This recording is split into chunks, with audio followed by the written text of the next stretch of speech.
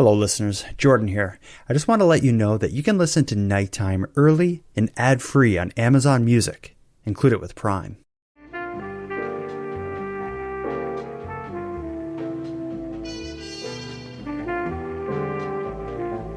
You are listening to the Nighttime Podcast. Hello listeners. In tonight's episode, we're going to be exploring another horrific story from Canada's past. It's going to take us back to spring of 1962. Then, Saskatoon was a growing prairie city known for its open skies, its winding riverbanks, and a quiet sense of safety. But that feeling was shattered on May 18th when 23-year-old nurse Alexandra Wiwcharuk walked out of her home simply to mail some letters. 13 days later, when her partially buried body was discovered by a 6-year-old boy out fishing, a lot of people's worst fears came true. And then the story her remains told forever removed Saskatoon's innocence. Despite an all-hands-on-deck investigation, over 600 interviews, and investigators who continue to work the case to this day, no one has ever been charged for Alexandra's murder. Tonight, Madeleine Klein and I will tell you all about it. We're going to revisit a crime that shook Saskatoon to its core. We'll explore who Alexandra was, the chilling circumstances of her death, and the ongoing efforts by family, police, and citizen detectives to find out who took her life. In this episode of Nighttime, we're going to be discussing the murder of Alexandra Wiwcharuk, the girl in Saskatoon. These people are coming back to the site of a grisly discovery 50 years ago. The body of Alexandra Wiwcharuk was found in 1962. A vivacious 23-year-old nurse and former beauty queen brutally raped, bludgeoned, and buried alive. Her killer never found. Her nieces are still conducting their own search for Wiwcharuk's killer. And tonight, on the 50th anniversary of her disappearance and death, they gather with family and friends in her honor. Such a vibrant and beautiful young woman was so brutally killed for what could possibly be an adequate reason. You know, she should be here with us. In fact, I'm sure she is.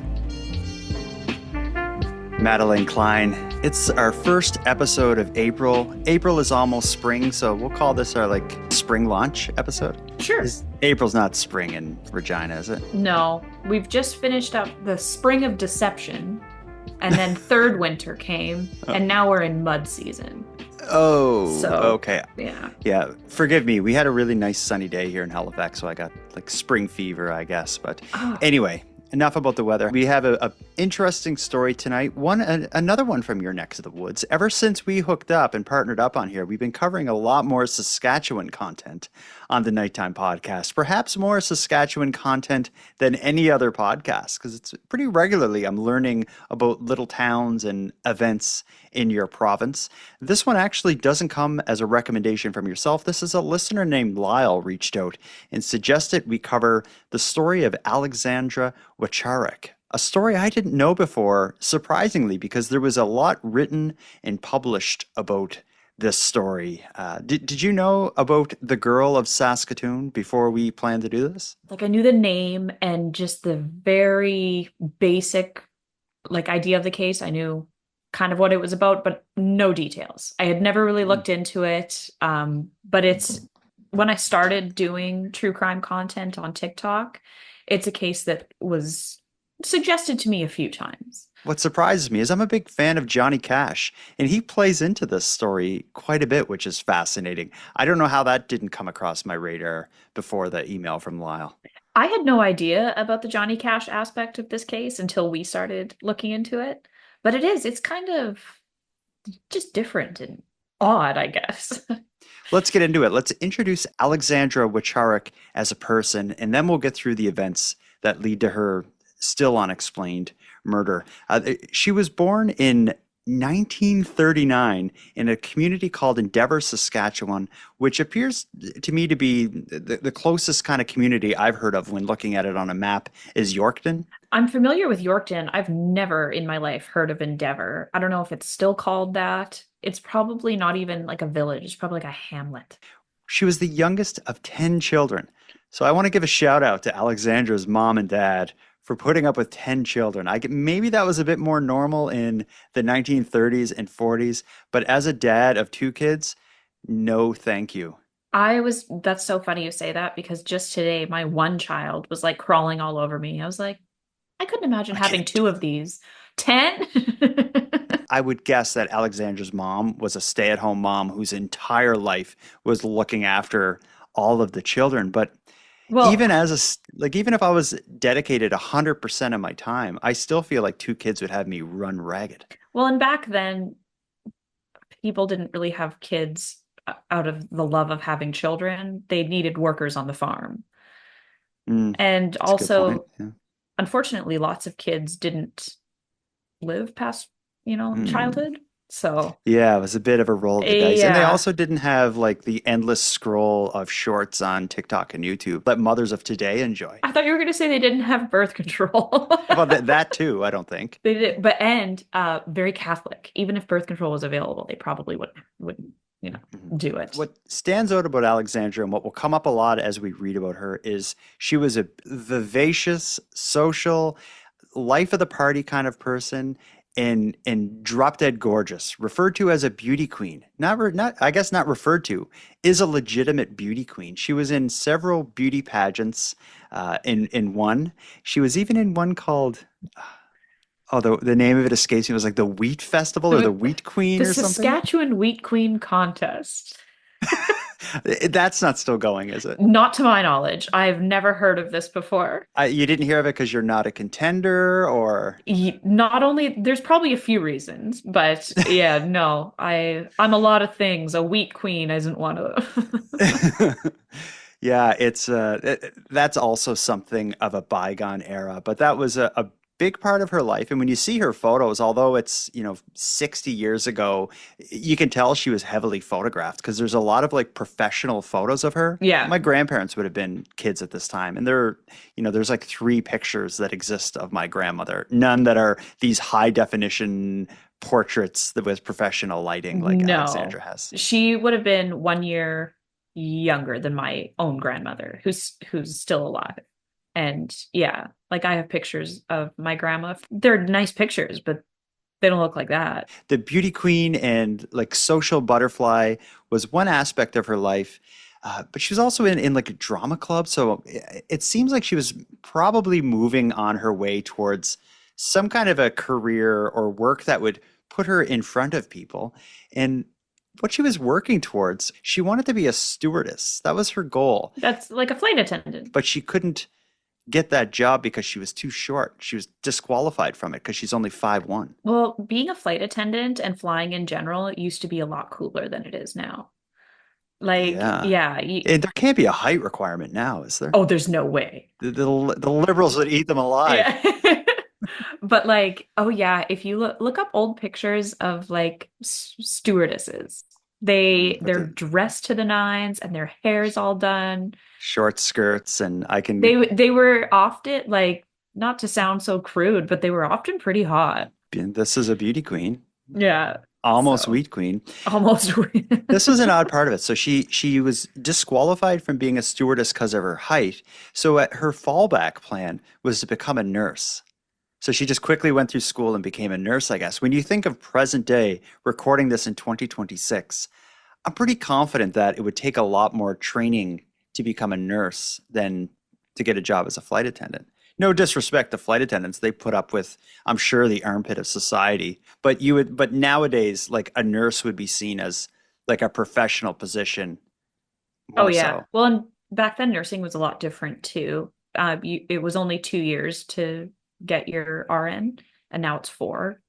And yeah, they wore dresses while they were nursing, which I can't think of anything that sounds worse than nursing in a dress. Mhm. But yeah, like it was nursing was a lot different back then. Yeah, a lot. And this is the thing when you go back and discuss like a case from this long ago, you learn a lot about how much this country and society has changed. But Oh yeah. yeah, Like you at this time you could smoke in the you hospital. could probably smoke on the planes. The stewardess job was probably to Yeah, pass out ashtrays. probably.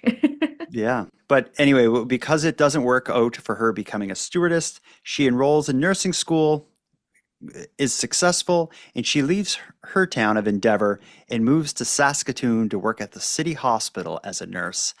How she finds accommodation is Alexandra and three other nurses get an apartment together. Their first apartment is a basement apartment, the four nurses, and just a couple blocks from the hospital. So as a 23-year-old woman, that's she's got a nice start. Like, I just remember my first house that I moved into with two other girls, and it was a lot of fun. But despite her working at the hospital as a nurse, she is still continuing to take part in beauty pageants and contests. And this is where we'll introduce Johnny Cash.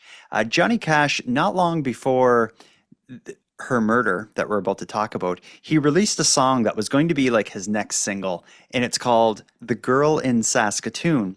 And that was like, that song had recently come out. It was like put in the charts and all that stuff, like released as a single. And to kind of celebrate the song, he was playing a show in Saskatoon, and he held a contest on the local radio station that was basically like a beauty pageant, and the winner could come on stage at his concert, and Johnny Cash would serenade her with his new song, The Girl in Saskatoon. And can you guess who won the radio contest to be serenaded by the one and only Johnny Cash? How many guesses do I get? You got two. I'll give it two. Was it Alexandra? Yes, it was. My heart was beating for, like the winter beat my face. But knowing that I'd see her made my spirit bright as June. I'm freezing, but I'm burning for the girl in Saskatoon. I think that's amazing that she got That's that. so cool. I'm such a huge fan of Johnny Cash, and when I look at the photos of her on stage with him, he's in like the prime of his career. Like still a young, handsome guy with an acoustic guitar, letting it rip, and he's looking her in the eyes, singing, and she's just standing there smiling at him. That's an amazing moment.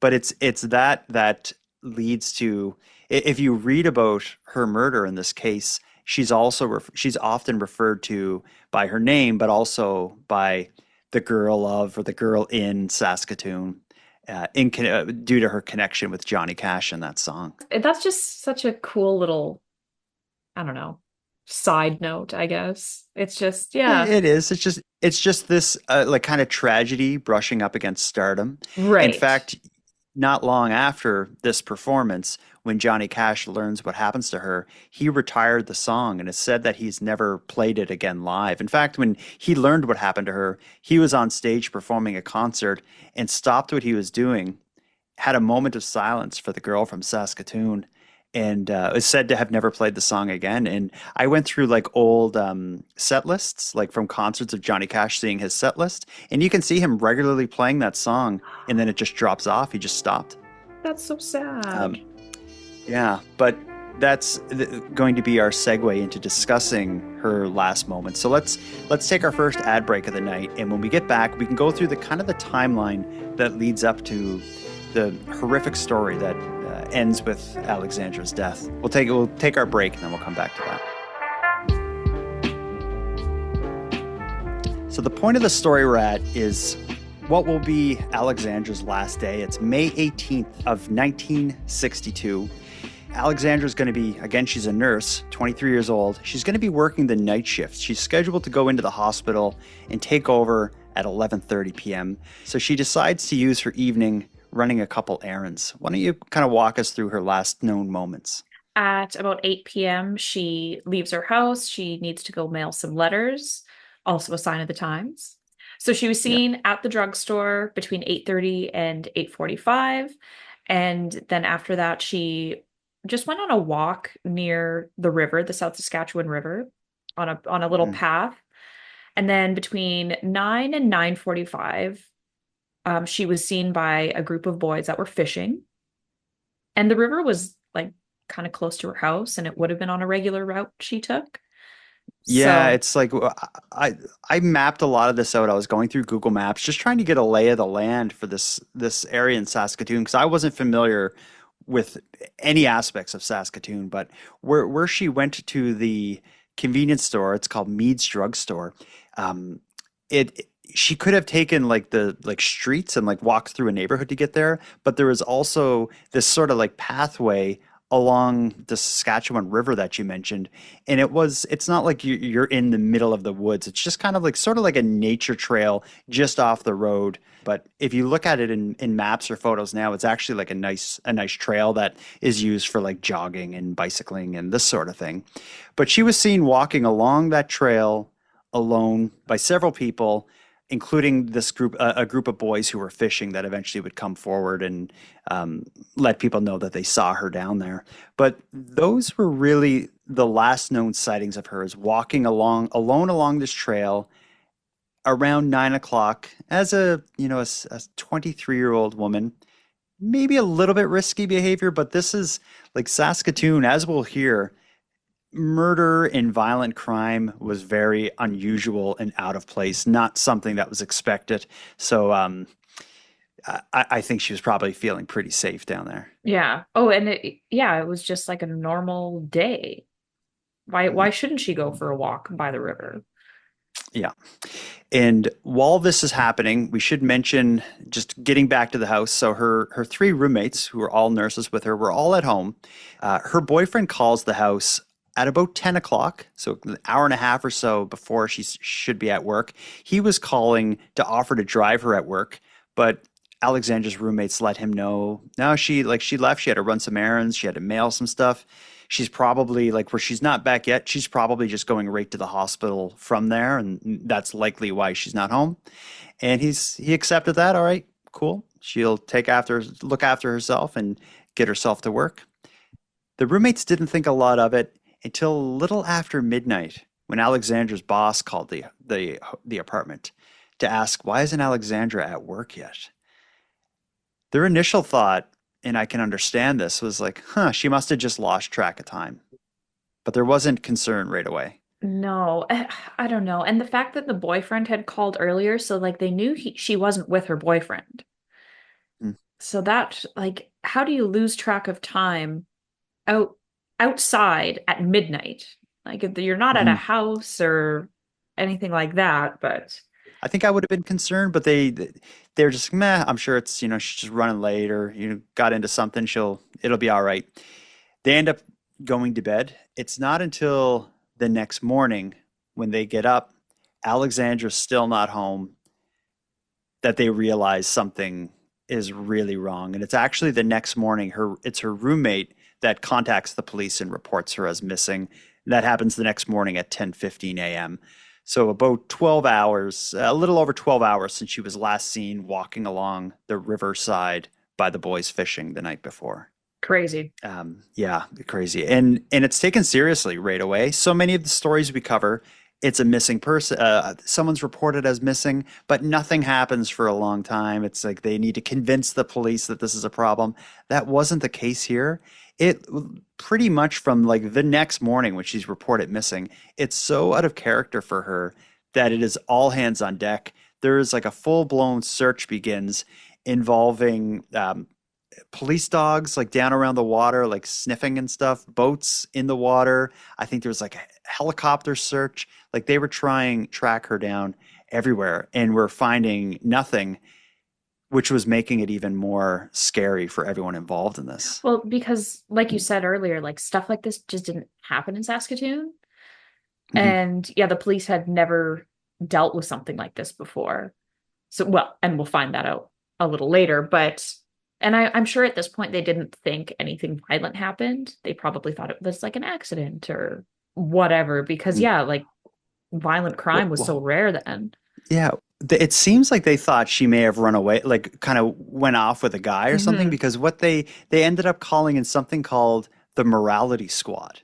Really? Like the police had a morality squad, which I don't even know what that would be. But when it was said that it was expected that she maybe left, like went with some guy for the night or something, they referred to the case to the Saskatoon morality squad, which I guess is just to make sure people are like being good and not like sleeping with people and stuff. I guess. They sound boring as hell. Narcs. Yeah, not my people. Of course, you're going to look at people close to them, one of which is her boyfriend. And I think his story is interesting. I'm going to play our first clip of the night. There was a CBC special made about Alexandra's case, and her then boyfriend appeared to talk about his memories of her disappearance. But one of the things that he brings up in passing that I thought was really interesting, but in the CBC piece, they really don't lean into this. The next morning when she's reported missing, when police try to contact him, he left the city, or he left town. He went away with some friends. On the CBC special, he talks about that, about the police catching up to him. I'll play it and then we can talk about it. Hugh Carlton was dating her at the time. That night, he'd hoped to see her, if only briefly. I phoned Alex's residence to see if I could drive her to work that night, but when I phoned, she'd gone out to mail a letter. This was Saskatoon, where bad things never happened, and it was springtime. The promise of summertime was in the air. Young people were on the move. Saturday morning, her unsuspecting boyfriend left town to spend the weekend with friends. Hugh Carlton. We hadn't been in Waskesiu very long before the RCMP came by to talk to me to see if Alex was with me or whether I knew anything more about where she might be.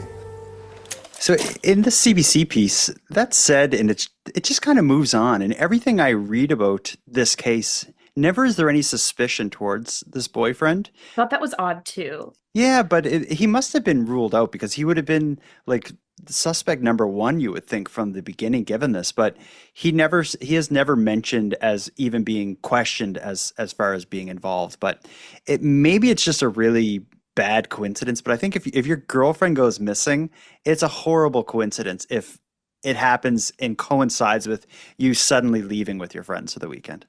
Right. And like Waskesiu is up north, and it's like kind of a ways away.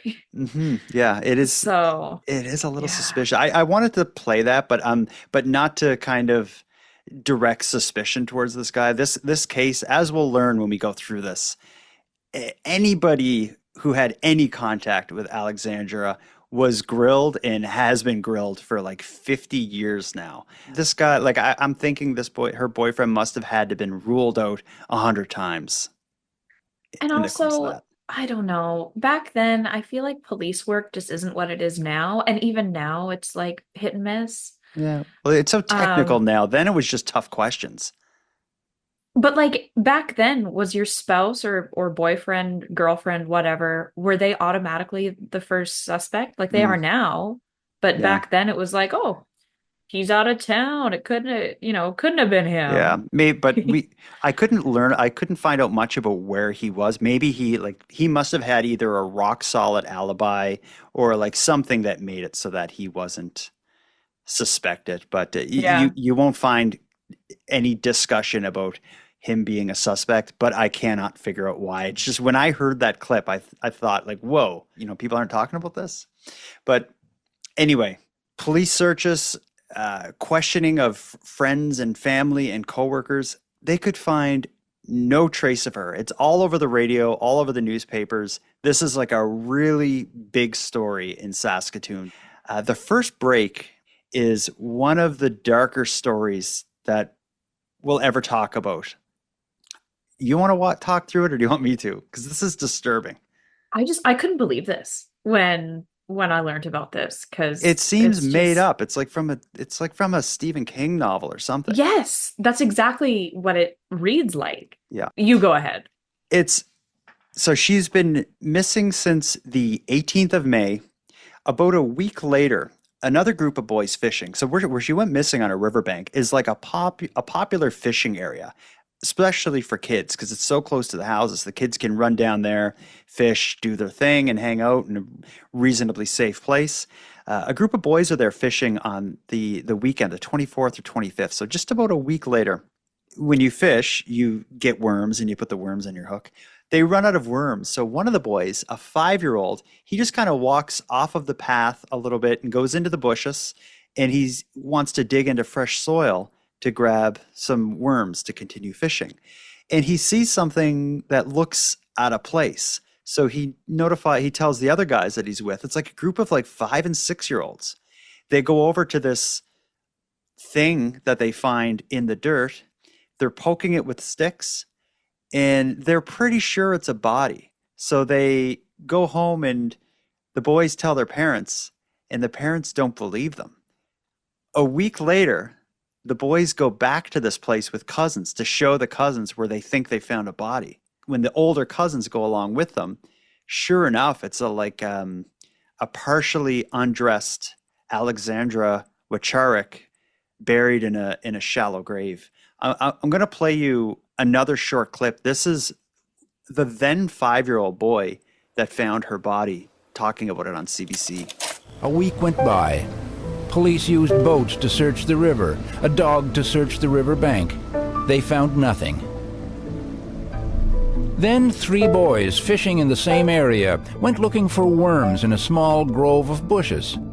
Bill Cheddar was only 5, but he clearly remembers what he saw that day. We stumbled across something sticking out of the ground that didn't look normal. We poked at it a bit with a stick. We thought it might have been a body. They told an uncle who didn't believe them. It would be nearly another week before they persuaded some older cousins to visit the scene. We decided to take the 3 girls and show them what we thought, see what, they thought of it, eh?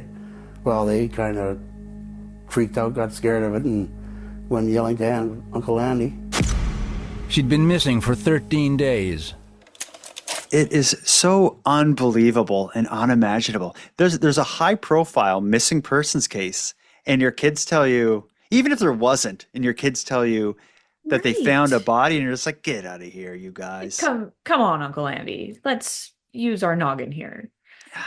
It's unimaginable that could happen, but it is. And the photos of the scene where she was found, there's just kind of like a sort of a hill leading down to the water. At the top of the hill is like a road at streets. So it's kind of like, weeds and bushes. At the bottom of the hill is the little path that she would have been walking on and where the boys would have been standing when they were fishing. Her body was kind of on that hill, partially buried, like almost like someone threw her down and just put a bit of dirt on her. Her arms and legs were visible through the dirt. So when the boys found her, they must have known exactly what it was, but the fact that no one would believe them. Well, and how do you mistake something like that? Like, I believe it was her hand sticking out of the dirt because she was partially buried. Mm-hmm. And it's like, well, yeah, like they're 5 and 6, so they're going to be like scared and maybe a little confused. Yeah, and if it was kind of like in and around bushes, maybe it was hard to get a look, and I don't want to get too close. I could see some of that, but either way, like when they go home and say that to Uncle Andy, to brush them off, man, and this is crazy. It's one thing that it's crazy that he didn't take it seriously, but it also affects the investigation because another week of her being in the elements will take place before police are able to get her out of there and begin their investigation. And this is the time long before DNA.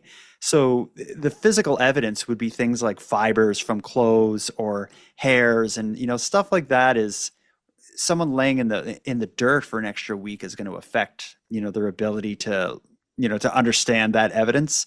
But the fact that she was found in such a horrific way is one thing, but the state and condition of her body and the story that told is also horrific. In fact, the chief of police in Saskatoon, he referred to this case in the news as by far the most heinous crime of his career or of the city's history. To say Alexandra was brutalized would be an understatement. It was a very violent death that seemed to be sexually motivated, because I feel better if you tell the story of the condition she was in. I don't like saying this stuff. So her official cause of death was suffocation. She had been raped and buried when she was still alive because there was dirt and sand found in her windpipe. Yeah, so she would have been buried alive, as evidenced by the fact that she was breathing in like sand and dirt, which is horrific. Like, that is a nightmare. Mm-hmm. There was a small piece of concrete found buried with her that was on her chest. Her skull was fractured in 2 places, so she was likely unconscious when she ended up being buried alive, but still alive nonetheless. And she clearly fought back because there was skin under her fingernails. So the perpetrator would have been like scratched up. Mm-hmm. Mm-hmm. And that would have been like in this era, that would have been the big evidence getting, because they could get like a blood type. They're also looking for hairs. They found reddish brown hairs on her body, several of them. And so early on, they were expecting whoever did this to be someone with reddish brown hair because of the hairs they found on her. But we'll come back to those hairs, because when science catches up to this case, they will figure out who owns them. And the concrete that she was buried with, it was like they laid her down and put that on top of her. I wonder if that was a way to like keep her from moving or something if she was alive. But she also had severe like blunt force trauma to her skull. It was fractured in multiple points, as you said. So she was hurt with that before it was laid on top of her and buried with her. And you didn't mention her clothing. She was found nude from the waist down. Ugh. Mm-hmm. They realized she had been sexually assaulted in other ways, not just because she was nude from the waist down. She also, her blouse was ripped. She had a pair of like slacks that were like kind of like tights that were, one leg was still on, the other was off. So it was obvious that someone tore her clothes off. Yeah. Not everything was found. A shoe and her wallet was never recovered. I thought that was interesting. Mm-hmm. Yeah. That's especially the wallet. Mm-hmm. Like, I wonder, I don't know if they just ditched it or if it was like a trophy thing. Yeah, they're next to a river. They may have just chucked it, maybe as a way to prevent, or a way of possibly delaying the identification of her. Maybe that. Maybe it's just something that came into my mind, but it was never found. As well as far as the crime scene, it's never really been determined either. It was, what they were able to determine is that she wasn't dragged there. They believe her body was either brought there by car and dropped off and buried, or the crime actually happened right where she was buried, which is what I would lean towards. If she was last seen on that path and then they find her there, it would kind of make sense that someone grabbed her. Also, I should mention it, where it happened along the trail is right next to a bridge. So a spot where people would be and possibly be hanging out. So I feel like if there was like riffraff down on that path, they'd probably be near the bridge. Right. And so two things about that. First, they didn't find her for almost 2 weeks. And it was 1962. How do you know she wasn't dragged? Mm-hmm. And yeah, just so many people saw her. There were so many people around. No one heard her scream. No one saw anything, a little tussle behind bushes. Like, no one saw or heard anything. Yeah, but let's get into the investigation, because this is a high-profile crime, unprecedented violence in a small town with a police force that maybe wasn't prepared for it. The Saskatoon police force at this point had about 131 officers working for them, and almost all of them were immediately reassigned to this case. It was like an all-hands-on-deck investigation. Over 1,100 people are mentioned in the police files about this case. Over 600 statements or interviews. Like, they were talking to everybody and their dog, trying to figure out who may have done this to her. But the case does, despite all that, the case does go cold, probably within 4 or 5 years, which is pretty sad for, when you hear of a 23-year-old getting murdered, and, that you need to solve that. Society demands it. Totally. But, 131 officers all working on the case. I appreciate the enthusiasm, but how is anything getting done? Yeah, seriously. And how are you all communicating properly? Mm-hmm. That just seems to me like, I don't know, if I'm sure something was missed. That's a big team to be working on something. And something we will hear is, in the future, this story will kind of have a second life in the late 90s. And one of the reasons is that a retired police officer will take it upon himself to go through the files and eventually file a complaint with the overseeing body about how the case was initially handled, and it will result in a reinvestigation. And I wonder if this could be a case of, there was so much pressure on the cops to solve the case when it happened that they missed things. And 131 people working on one case, in an era before computers and the ability to easily and efficiently organize data. Yeah. Right. I Well, think and this. remember, they were extremely unprepared. Mhm. Not one of the 131 officers had ever done something like this. And I guess there was even like someone suggested getting like an investigator from Toronto in, like a Yeah, the purebreds bring in the big guns, yeah. and yeah, And they were just like offended. They were like, we can do it ourselves. yeah, we've all seen that movie when they're going to bring in the FBI and the local cops like, not on my watch, we got this. But let's take our final break of the night. When we get back, let's go through the main publicly discussed suspects, and things are going to get really weird when we get into that. We'll start that after this break.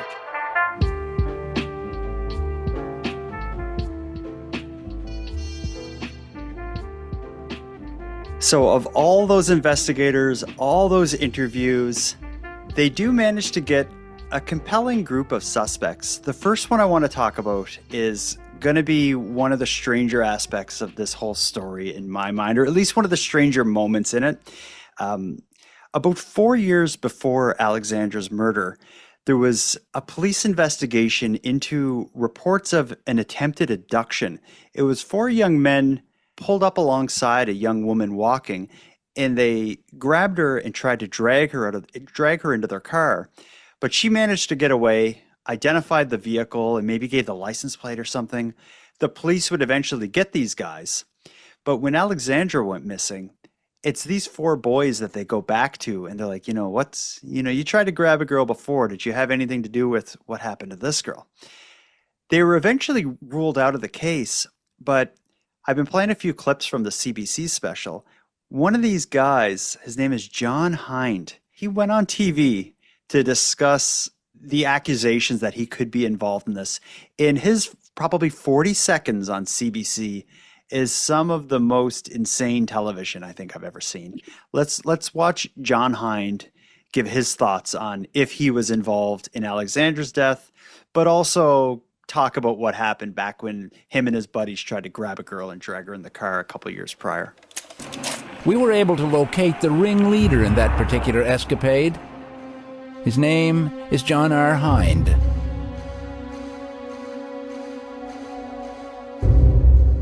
You and a couple of your pals tried to drag a woman into a car. Yeah, just down here. What was that all about? Just a lark.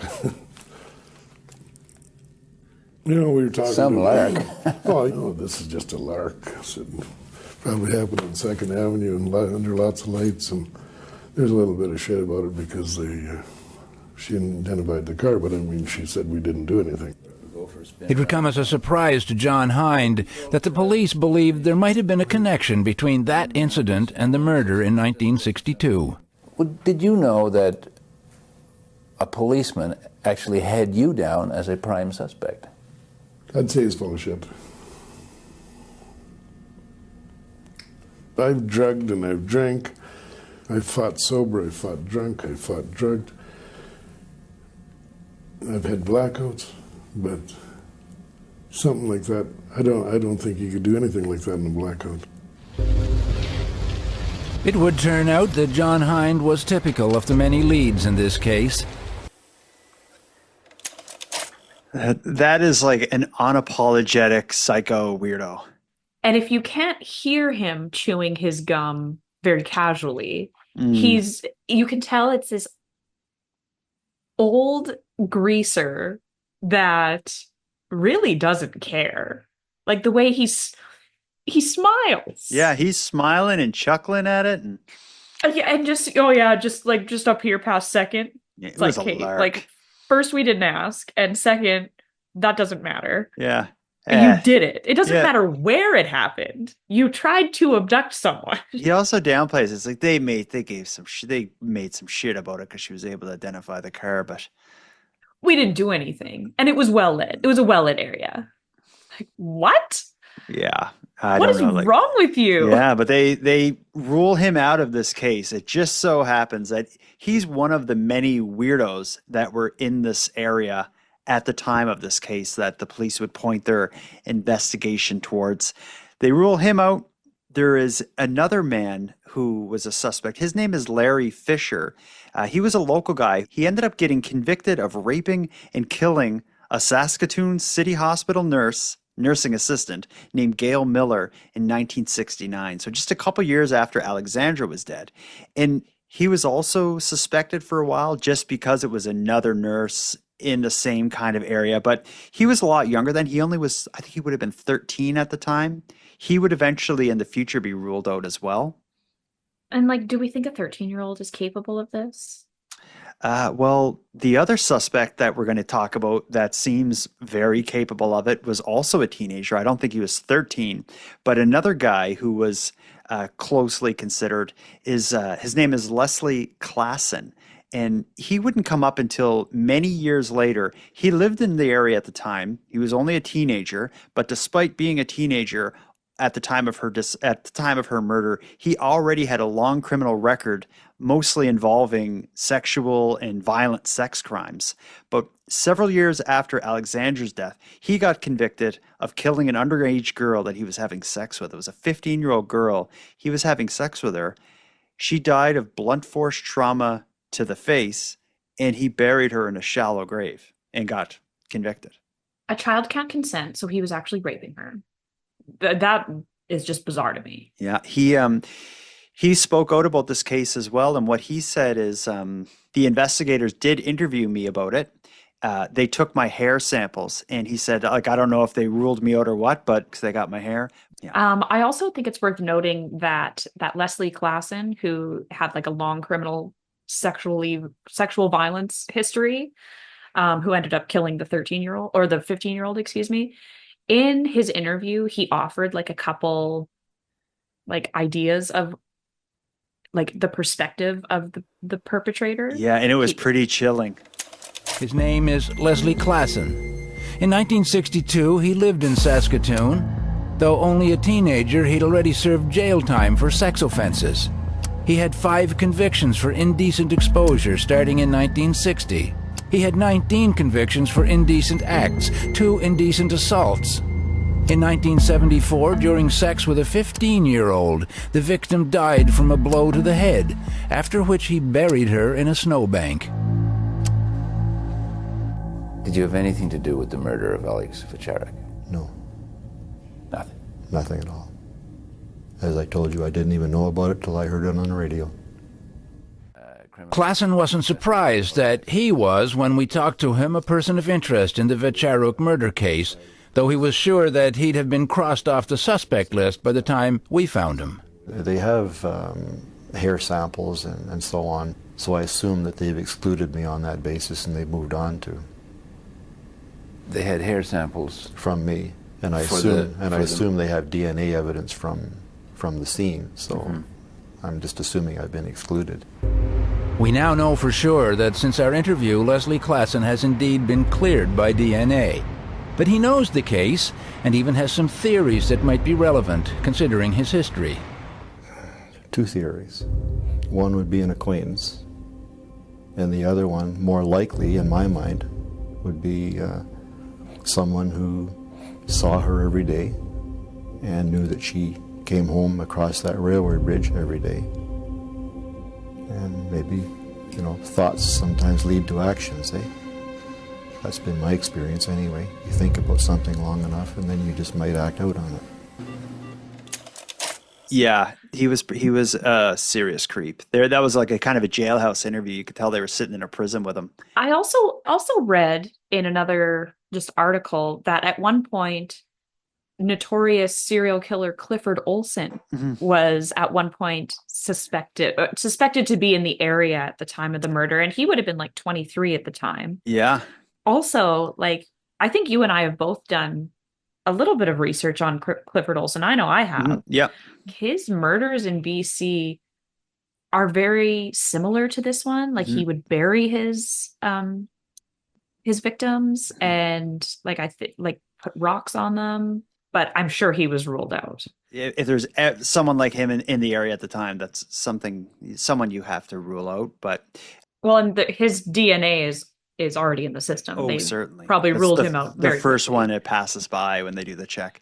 but this is still an open investigation. So there's a lot we don't know that they're keeping close to that the police are keeping close to their chest. So let's kind of scan through time, go up to the late 90s, early 2000s, and we're going to learn about the circumstances that would lead to Alexandra Wiwcharuk's case having this kind of renaissance in a renewed approach as a result of just a couple kind of coincidences. What would end up happening is back when Alexandra was in high school in the drama class we talked about earlier, another member of the group of the drama club that was her friend named Sharon Batala.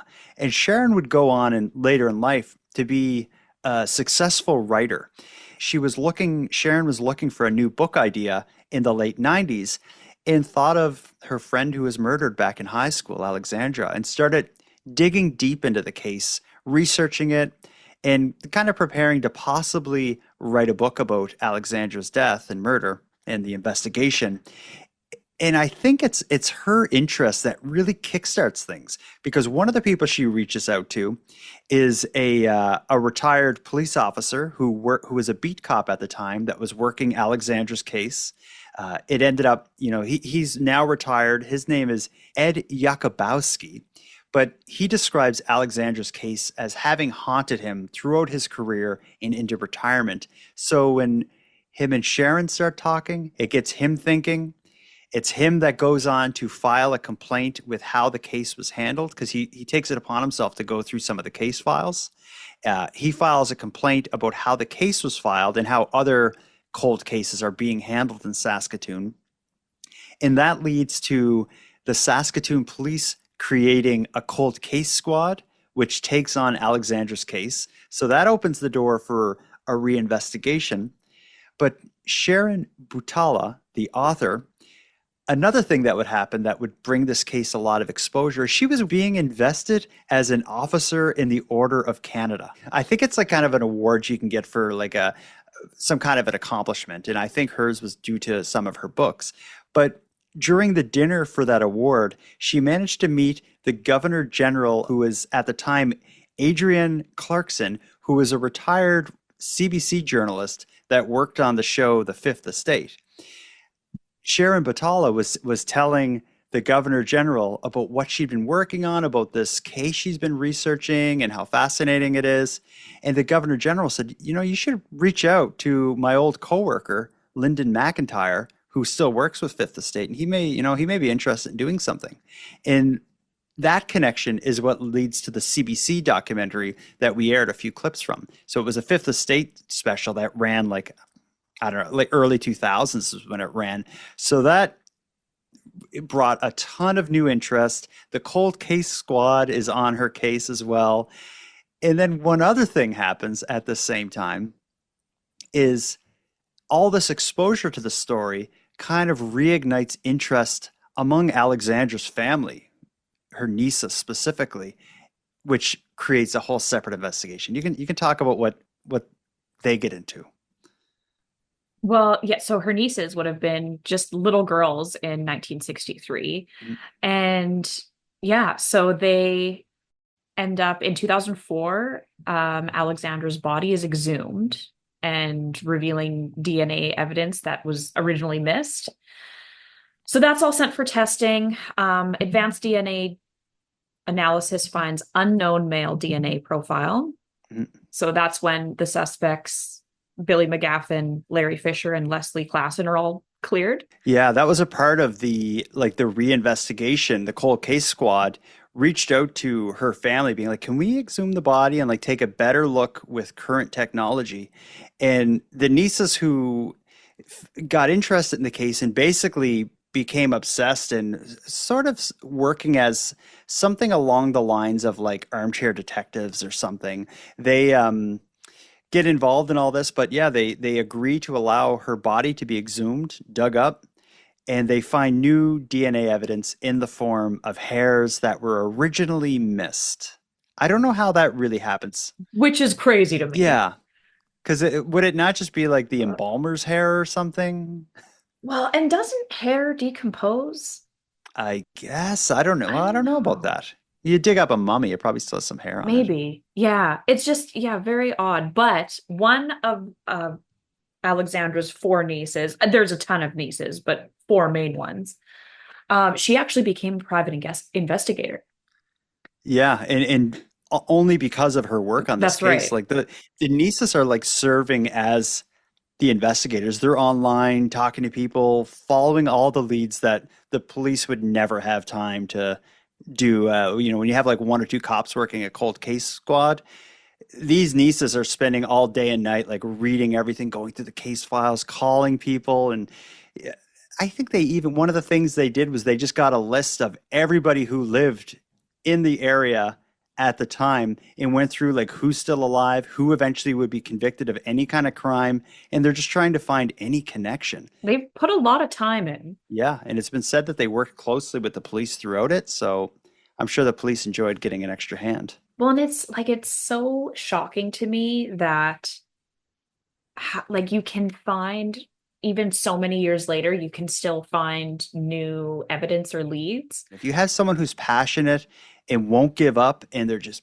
beating their head against the wall endlessly, they may end up in different places than the investigator who's just checking the boxes and just moving on to the next thing, as you know, and gets reassigned here and there, whatever. Like in this case is kind of benefiting from both. They have the police cold case squad reinvestigating.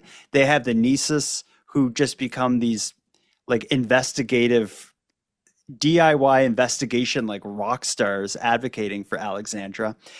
Then you have the author Sharon Batula. Her book comes out and it's called Girl in Saskatoon. Her book is a success as well. So it's just getting in the early 2000s so much extra momentum in this case.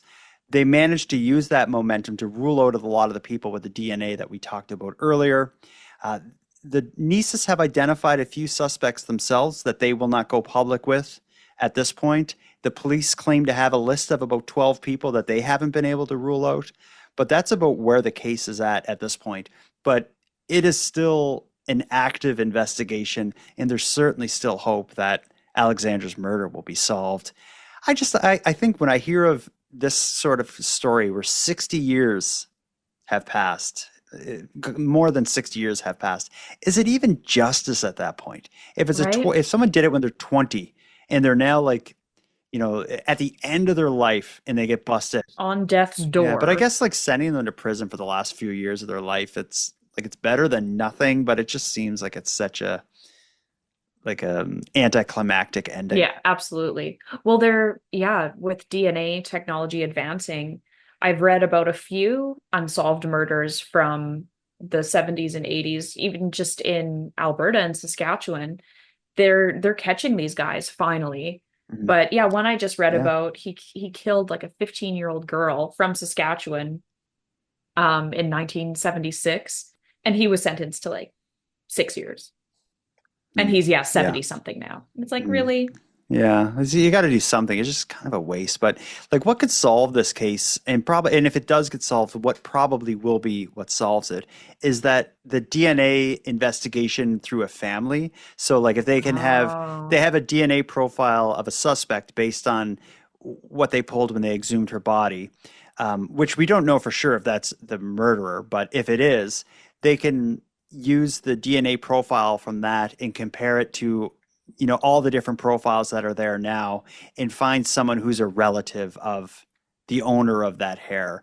And like that kind of investigation takes a lot of time and costs a lot of money, but it works. A lot of cases now are solved that way. If you can get access to like, the ancestry, what's it called, where you send in your DNA profile, like 23andMe.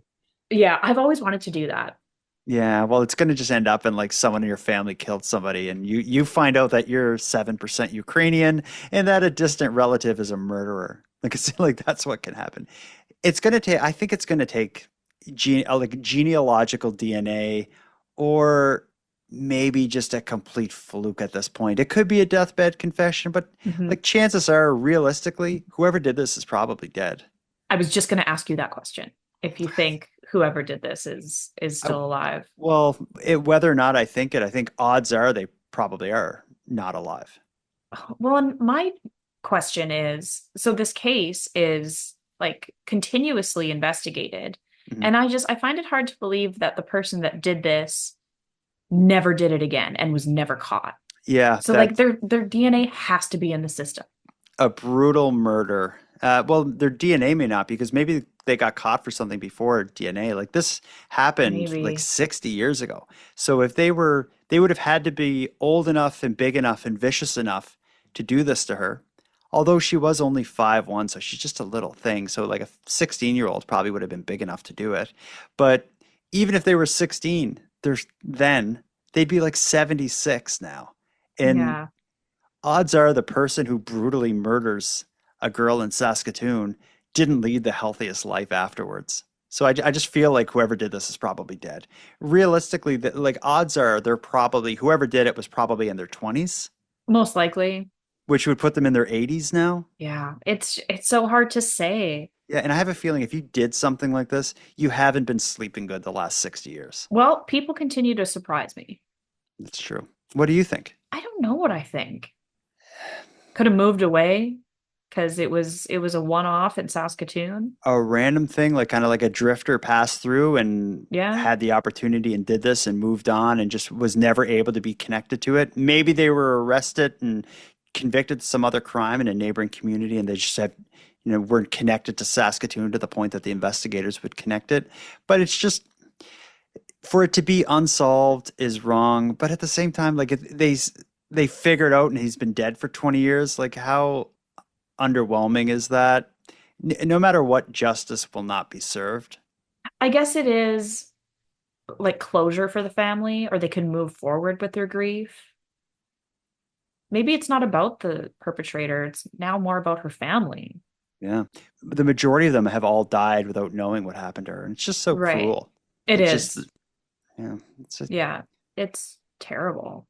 Yeah, and you got photos of a 23-year-old at the very beginning of her life, being circulated now still as people discuss this case, but it's just one person's evil act can have such a horrific effect on a community and family.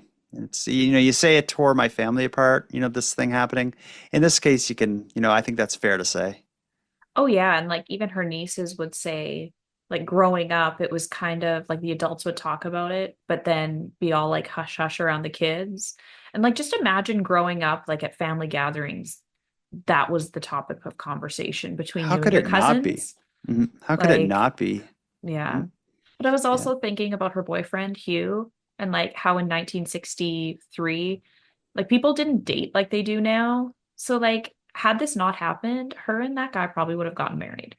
He went on to become a police officer, and in the CBC special, he gives his thoughts on what may have happened to her. Alexandra's boyfriend, Hugh Carlton, eventually became a policeman and still can't resist devising theories about the crime. If it was a sexually motivated crime, that there wasn't any other crimes, not only in the city, in the province, that were similar to, and same if it was a sadistic person who hated women. I thought that there would have or should have been more crimes.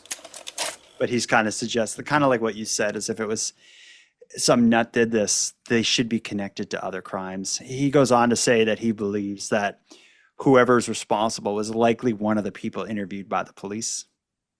Like it has to be. Yeah. There's no way that they haven't come across this person at one point. Well, we may never know, but I think it's fortunate that this case, despite the passage of time and how cold it's gotten at one point, at least it had a second chance at finding closure. And it's not done yet. The Not all giving up. cases are that lucky. Yeah. Oh, absolutely not. Not all those cases are lucky enough to get one shot. Right. Exactly. And this has had two big ones. And yeah. But anyway, this And has is been obviously still being talked about. Yeah. Oh yeah. There's plenty of articles, TV specials. The CBC one was especially good, but I think W5, like CTV, I think they did something. I haven't seen it, but I've seen it referenced. A lot of good articles that I came across. So a lot's been written about her story. And like recently, like as of last year, I think like it was like NBC or something put out an article. Mhm. So yeah. Yeah. But this has been an interesting one. I've learned a lot about Saskatoon life in the 1950s, Sometimes it sounds nice to go back in a more simple time, but I'm such a spoiled, privileged person with my technology and air conditioning and all of the creature comforts I enjoy. I don't know if I could do it. I also enjoy being able to tell men specifically to F off. And Yeah, it'd be a harder thing in the 50s. I would have been lobotomized if I lived in the This 50s. hysterical woman. Yeah, I Yeah. would have been long gone. She could never be a stewardess. Madeleine Klein would be the worst stewardess. However, staying home with my kids and being on Quaaludes all day, that doesn't sound too bad. Well, this has been interesting, Madeleine. It's always a pleasure to go through these stories with you, even if the stories themselves are dark and troubling, but I'm glad to have you going through them with me. I'm always here for a good dark story, but I think it's important that they're talked about too, not swept under the rug.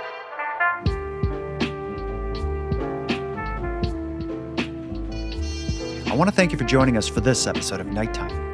If you're interested in learning more about Alexandra's case, I'd suggest seeking out the CBC special titled The Girl in Saskatoon. Additionally, if anyone close to this case is interested in speaking with me, I'd be happy to connect with you. You can reach me at nighttimepodcast@gmail.com. Now, with that said, I'm going to start wrapping up this episode, but before we part, let me end with some thanks. First, a big thanks to Madeleine for sharing another evening with me and with you, the listeners of Nighttime. A thanks goes out to Monty Datta, who contributes the music for this episode, and Linz from the Dystopian Simulation podcast, who provides our intro and outro voiceovers. But then lastly, and most importantly, a massive thank you goes out to each and every one of you listening to Nighttime, as without your interest and your support, this show would be as pointless as it would be impossible. Now, on the topic of support, let me thank the newest subscribers to the premium feed. Bonnie, Natalie, and Kimberly, we appreciate you. And for anyone else who'd like to support the show, you can help us out here in a variety of ways. First of all, a premium feed subscription costs just a couple bucks a month, and that money will fund the creation of new episodes. But the premium feed will also give you those new episodes 2 days early, give them to you ad-free, and give you access to a back catalog of episodes. If that sounds like something you're interested in, you can go premium at nighttimepodcast.com/subscribe. And even if you don't want to go premium, you can still support the show by sharing this episode on social media and telling some like-minded friends about the show. If anyone out there has any story ideas, wants to give feedback on the show, or have any questions or comments you'd like to hear aired and responded to in an upcoming episode, you can do all that and more at nighttimepodcast.com/contact. We look forward to hearing from you. But until then, take care of each other, hug your loved ones tight, and let me know if you see anything weird. The Nighttime Podcast is written, hosted, and produced by Jordan Bonaparte. Well, I have Pluto TV, and there's a whole Judge Judy channel. What is trashier than watching new Judge Judy is sitting down and exploring 10-year-old cases of Judge Judy. 20, 30-year-old cases. And then I take some of the people with really distinct names, names that aren't really normal. I look them up on Facebook. And it takes everything in me to not be loved you on Judge Judy. Oh, you just got the best podcast idea ever. A deep dive into the Judge Judy cases where you can follow what happened after the show. Oh, that is a good idea. Maybe we should explore that. I like it. And certainly reach out to every one of them, but only on Facebook. If you get their number, you get their email, no. It's not the same. It's got to be Facebook. That's interesting. I haven't watched it in years. I should look up Judge Judy. I love her snarky decisions. Oh, she is hilarious. If I got to pick anyone to have lunch with, I think I'd choose her because it would be a lot of fun. Maybe she's listening. Reach out, Judge Judy. Madeleine's ready.